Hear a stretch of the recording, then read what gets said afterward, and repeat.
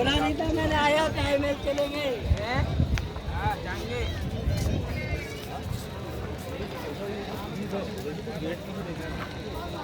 वहीं से खूबसूरत लोग वहीं से उसको जैसे जैसे तो नजदीक जाएंगे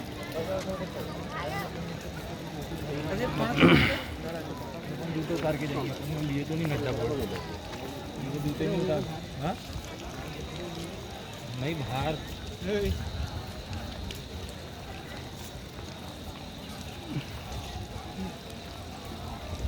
আমার একটা কাহিনী আছে এত যে রৌদ্র না আর ওটা হচ্ছে শ্বেত পাথর এমনি ক্যামেরা ধরবে হুম